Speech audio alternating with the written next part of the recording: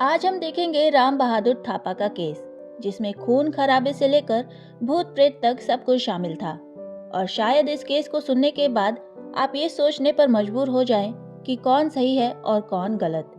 तो चलिए जानते हैं इस बारे में। उड़ीसा के बालासोर जिले के एक गांव राजगोविंदपुर में एक अबंडन एयरपोर्ट था, जिसमें बहुत बड़ी मात्रा में एरो स्क्रैप इकट्ठा किया जाता था, जो कि काफी कीमती होता है। वहां उन एरो स्क्रैप की चोरी हो रही थी, इसलिए डिफेंस डिपार्टमेंट के गैरिसन इंजीनियर्स ने उन चोरी को रोकने के लिए दिवाकर और गोविंद नाम के दो चौकीदार रखे थे। कलकत्ता की एक फर्म जिसका नाम चटर्जी ब्रदर्स था, का मालिक जगत बंधु चटर्जी इन्हीं एरो स्क्रैप को खरीदने के लिए अप्रैल 1958 में अपने नौकर राम बहादुर थापा, जो कि एक नेपाली था, के साथ राजगोविंदपुर आया। जगत बंधु चटर्जी अपने नौकर राम बहादुर थापा के साथ कृष्णचंद्र पात्रो नाम के एक आदमी के घर में रुके, जो कि राजगोविंदपुर में ही एक चाय की दुकान चलाता था। इस एयरपोर्ट के चारों ओर आदिवासी गांव था, जिसमें ज्यादातर संथाल और मांझी लोग रहते थे। इस एयरपोर्ट के चारों तरफ फुटपाथ बने थे, जो कि एक गांव से दूसरे गांव तक जाते थे। लेकिन भूत प्रेत के डर के कारण ये आदिवासी आमतौर पर उन रास्तों पर रात में अकेले नहीं निकलते थे। अफवाहें थी कि हवाई अड्डा भूत प्रेत से घिरा हुआ था, और मान्यता थी कि मंगलवार और शनिवार के दिन ये भूत प्रेत ज्यादा ताकतवर होते हैं। 20 मई 1958 को चंद्रमा जी, जो कि पास के तेलकुंडी गांव का रहने वाला था, वो कृष्णचंद्र पात्रों की चाय की दुकान पर पहुंचा। लेकिन रात हो जाने पर वो कृष्णचंद्र पात्रों के घर पर ही रुक गया, क्योंकि भूतों के डर से कोई भी रात में ट्रेवल नहीं करता था। घर पर चंद्रमा जी ने भूत प्रेत की बात जगत बंधु चटर्जी और उनके नौकर राम बहादुर थापा को बता दी, और ये बातें सुनकर वो दोनों एक्साइटेड हो गए और भूतों को देखने की बात करने लग गए। इसलिए लगभग आधी रात को उन्होंने कृष्णचंद्र पात्रों को भूत देखने के लिए अपने साथ चलने के लिए राजी किया, और सभी चंद्रमा जी को जगाकर उसके गांव तेलकुंडी ले गए। और फिर शुरू हुआ हवाई अड्डे के पार पैदल तेलकुंडी से राजगोविंदपुर लौटने का सफर। कैंप नंबर 4 से गुजरते समय उन्होंने रास्ते से लगभग 400 हाथ की दूरी पर एक टिमटिमाती हुई रोशनी देखी। तेज हवा चल रही थी, और उस हवा में लाइट ने उन्हें ये आभास कराया कि वो नॉर्मल लाइट नहीं बल्कि एक प्रेत आत्मा है। उन्होंने टिमटिमाती रोशनी के चारों तरफ प्रेतों को घूमते हुए भी देखा, और ये देखकर वो उस रोशनी की तरफ भागे। राम बहादुर थापा पहले पहुंचा, और उसने अपनी खुरकी से, जो कि एक तरीके का चाकू होता है, से भूतों पर हमला कर दिया।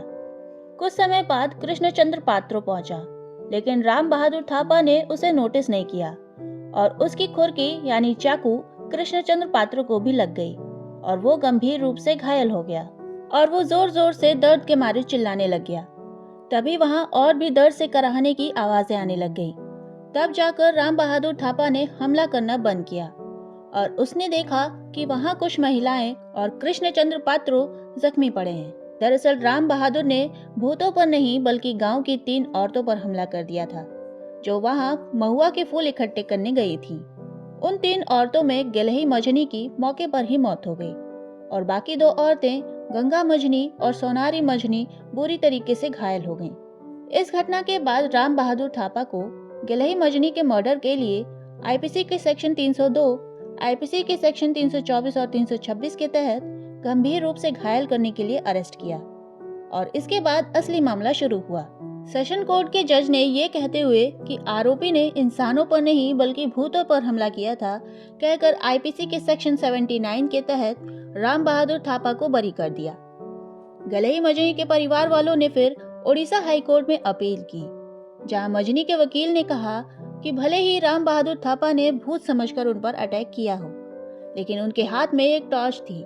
उसने एक भी बार टॉर्च जलाकर ये चेक नहीं किया कि वो किसे मार रहा है, और उसने जरूरी सावधानी और ध्यान से काम नहीं किया।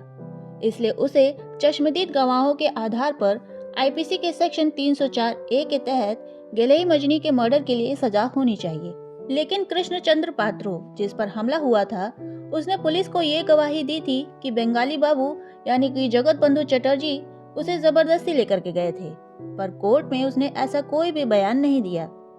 वहीं चंद्रमा जी ने पुलिस को बताया था कि वो भूतों के डर के कारण कृष्णचंद्र पात्रो के यहाँ ठहरा था, और तभी निकला जब सबने उसे उसके गांव तेलकुंडी छोड़कर आने को कहा था।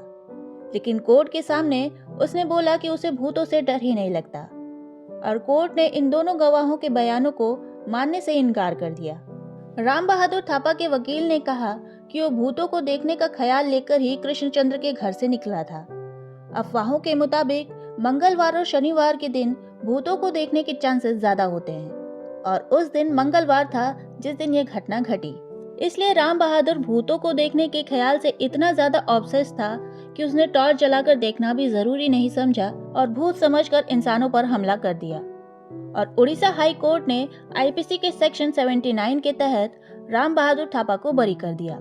आईपीसी के सेक्शन 79 में कई सारे केसेस होते हैं, जिसमें एक केस होता है मिस्टेक ऑफ फैक्ट का, जिसमें अगर आपने गलती से किसी पर हमला कर दिया है तो भी मिस्टेक ऑफ फैक्ट के तहत सेक्शन 79 के तहत आपको संरक्षण मिलता है। जैसे कि आप कहीं जा रहे हो और आपको लगे कि झाड़ के पीछे एक भालू है और आपने उस पर गोली चला दी, लेकिन वो भालू नहीं बल्कि एक इंसान था, तो भी मिस्टेक ऑफ फैक्ट के तहत आपको आईपीसी के सेक्शन 79 के तहत प्रोटेक्शन मिलती है। और इस केस में भी ऐसा ही हुआ था। राम बहादुर थापा ने भूत समझकर उस औरत को मार दिया था।